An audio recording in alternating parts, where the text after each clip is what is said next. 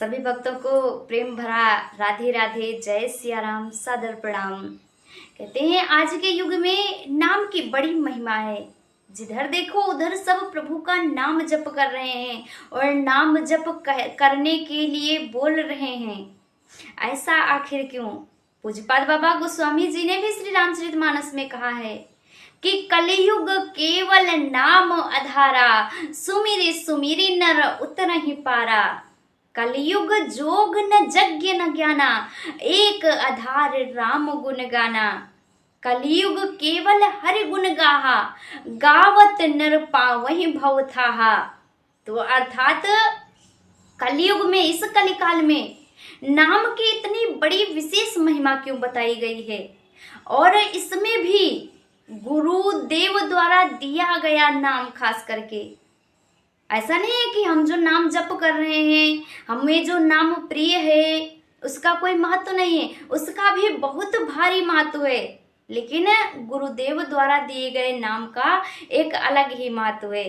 कहते हैं ना कि जिसने जितना समझा बात बस उतनी सी ही है। श्री हनुमान जी प्रसाद पोद्दार द्वारा लिखित, सभी जानते होंगे उनको, गीता प्रेस गोरखपुर की पुस्तकें उन्होंने लिखी हैं। तो उन्होंने एक बड़ा ही सुंदर कृत्य लिखा था। उसमें एक शिष्य और गुरु की उन्होंने बड़ी ही सुंदर कथा का वर्णन किया था, जिसमें एक शिष्य अपने गुरु की खूब सेवा किया करता था। एकदम गुरु भक्ति में इतना निपुण था, खूब सेवा करता गुरु की, समय से उनकी पूजा प्रतिष्ठा करता, समय से ठाकुर जी को स्नान कराता, उनको भोग लगाता। मतलब उठने से लेकर के सोने तक के उसका क्रम जो था वो एक निश्चित रूप में बंधा हुआ था।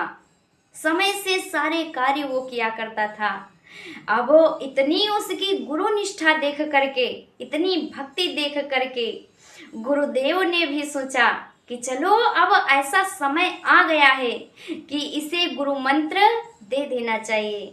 गुरु ने ऐसा मन में विचार किया और एक दिन उसे अपने पास बुला करके उसके कान में गुरु मंत्र गुरुदेव देते हैं और कहते हैं, तुम जैसे अपनी तिजोरी में अपने अमूल्य वस्तुओं को, अपने जेवर को, अपने गहनों को संभाल करके रखते हो, ऐसे ही इस गुरु मंत्र को अपने हृदय रूपी तिजोरी में संभाल करके रखना और इसे किसी के समक्ष वर्णित मत करना। अर्थात किसी के समीप जाकर के इसे कभी बोलना मत।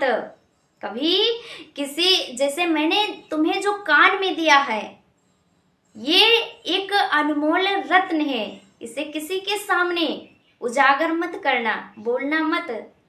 उसने गुरुदेव की आज्ञा पा करके वहां से अपने घर जाता है और कुछ दिनों के बाद उसके मन में ऐसा विचार आया कि क्यों ना त्रिवेणी में जा करके स्नान किया जाए। बढ़िया पवित्र माघ का महीना चल रहा था, प्रयागराज में कुंभ का मेला लगा हुआ था, सारे भक्तजन जा रहे थे, ऋषि मुनि जा रहे थे गंगा में स्नान करने, त्रिवेणी में स्नान करने के लिए।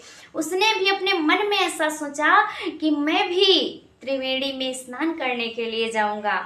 जब वो त्रिवेणी में स्नान करने के लिए गया, अब वो वहां जब पहुंचा, उसने देखा क्या कि सारे लोग वहां पर, जो गुरुजी ने उसको कान में मंत्र दिया था, भगवान का नाम जो कान में दिया था और गुरुदेव ने बोला था कि इसे किसी के सामने कहना मत, वही नाम त्रिवेणी में सारे लोग जोर जोर से बोल रहे थे, आते हुए जाते हुए बोल रहे थे। जो उसमें स्नान करने रहे थे, डुबकी लगा रहे थे, वो भी जोर जोर से उसी नाम को बोल रहे थे।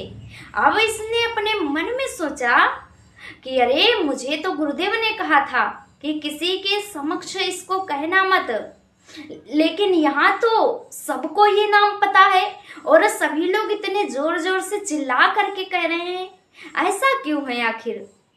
यही प्रश्न लेकर के वो गुरुदेव के पास फिर से वापस जाता है और गुरुदेव से ऐसा प्रश्न करता है कि गुरुदेव, आपने जो मुझसे कहा था कि ये नाम किसी के सामने उजागर मत करना, किसी के सामने बोलना मत। आज मैं जब त्रिवेणी में स्नान करने के लिए गया तो मैंने वहां पर देखा कि इसी नाम को सारे लोग जोर जोर से चिल्ला करके बोल रहे हैं। ऐसा क्यों गुरुदेव? गुरुदेव ने मन में सोचा कि यदि इसे ऐसे समझाएंगे तो इसकी समझ में कुछ नहीं आएगा। गुरुदेव ने अपनी झोली से एक चमकदार पत्थर निकाला और वो उसके हाथ में रख करके गुरुदेव कहते हैं कि तुम बाजार जाओ और इसका मूल्य पता करके फिर वापस आओ। इसे बेचना नहीं, बस इसका मूल्य पता करके वापस आना। वो पत्थर हाथ में लेकर के बाजार जाता है। जैसे ही बाजार के अंदर प्रवेश करता है, वहीं पर एक महिला बैठकर सब्जी बेच रही थी। उसको इसने वो पत्थर दिखाया। कहता है, मैया, ये मेरे पास एक पत्थर है, इसके बदले में आप मुझे क्या दे सकती हो? उस महिला ने देखा, सोचती है कि चलो कुछ नहीं तो सब्जी बेचने के तो काम आ ही जाएगा। उसने कहा, बेटा, इसके बदले मैं तुम्हें 1-2 किलो सब्जी दे सकती हूँ, बस इससे ज्यादा कुछ नहीं दे सकती। उसने वो पत्थर वापस लिया, एक कपड़े की दुकान पर गया। वहां पर वही पत्थर को दिखाकर उसने कहा कि भैया, आप इसके बदले में मुझे क्या दे सकते हो? उस कपड़े वाले ने कहा कि देखो भैया, ये पत्थर है, इसके बदले में मैं तुम्हें 1-2 मीटर कपड़ा दे सकता हूं, बस। उसने भी सोचा कि बढ़िया चमकदार पत्थर है, घर में रखेंगे, आते जाते लोग देखेंगे, बड़ी प्रशंसा करेंगे। ऐसा सोच करके उसने मन में कहा कि मैं बस तुम्हें इसके बदले 1-2 मीटर कपड़ा दे सकता हूँ, इससे ज्यादा कुछ नहीं दे सकता। उसने मन में विचार किया कि महिला ने तो सब्जी देने के लिए कहा था, लेकिन ये 1-2 मीटर कपड़ा दे रहा है, मतलब सब्जी से ज्यादा कपड़े का मूल्य है, तो मतलब इसकी कीमत ज्यादा है। अब वो पत्थर वहां से लेकर के एक सुनार के पास जाता है। कहता है कि भैया, आप इसके बदले में मुझे क्या दे सकते हैं? सुनार ने वो पत्थर हाथ में लिया, देखता है, कहता है, ये तो गांव का गंवार है, इसे हीरा तो मिल नहीं सकता, ये हीरा नहीं होगा, लेकिन इससे मिलता जुलता कोई ना कोई रत्न तो होगा। इतना बढ़िया चमक रहा है, इसके बदले में मुझे कुछ ना कुछ तो अच्छी कीमत मिल ही जाएगी। उसने कहा, देखो, इसके बदले में मैं तुम्हें 1-2 सोने के हार दे सकता हूँ, यदि चाहो तो तुम ले सकते हो। उसने वो पत्थर वापस ले लिया और अब एक जोहरी के पास जाता है। मन में ये सोचते हुए जा रहा है कि मैं जब सब्जी वाले के पास गया, उसने 1-2 किलो सब्जी बोला। कपड़े वाले के पास गया, उसने 1-2 मीटर कपड़ा बोला। सोनार के पास गया, वो 1-2 सोने के हार दे रहा है, मतलब इसकी कीमत अच्छी खासी होगी। अब वो जब जोहरी के पास पहुंचा, उसे भी वो पत्थर दिखा करके कहता है कि भैया, इसके बदले में मुझे आप क्या दे सकते हो? वो जोहरी ने जैसे ही अपने हाथ में रखा, अब वो देखता है, कहता है, भैया, यदि मैं इसके बदले में अपनी दुकान का सारा सामान दे दूं, अपने घर की सारी वस्तुएं दे दूं, यहाँ तक कि पूरे प्रदेश की भी वस्तुएं दे दूंगा, तब भी मैं इसकी कीमत नहीं चुका पाऊंगा, क्योंकि ये एक कोई आम पत्थर नहीं है, ये एक बहुमूल्य हीरा है, एक कीमती हीरा है, इसकी कीमत अरबों में है, मैं इसकी कीमत नहीं चुका पाऊंगा। अब वो पत्थर लेकर के वापस गुरुदेव के पास पहुंचता है। उसने गुरुदेव को जा करके सारी घटना सुना दी, जितना भी वृत्तांत उसके साथ में हुआ, उसने वो सारा गुरुदेव को कह सुनाया कि मैं जब सब्जी वाले के पास गया, उसने 1-2 किलो सब्जी बोला। कपड़े वाले के पास गया, 1-2 मीटर कपड़ा दे रहा था। सोनार के पास गया तो एक दो सोने के हार वो दे रहा था, लेकिन जब मैं जोहरी के पास गया तो उसने ऐसा कहा कि मैं इसकी कीमत नहीं चुका पाऊंगा, अर्थात ये बहुमूल्य है, इसका कोई मूल्य नहीं है, मैं इसकी कीमत नहीं चुका पाऊंगा। अब उसने कहा कि गुरुदेव मेरे प्रश्न का उत्तर अब दीजिए। गुरुदेव ने कहा कि अभी तक तुम नहीं समझे क्या? उसने कहा नहीं गुरुदेव, मैं अभी भी नहीं समझ पाया।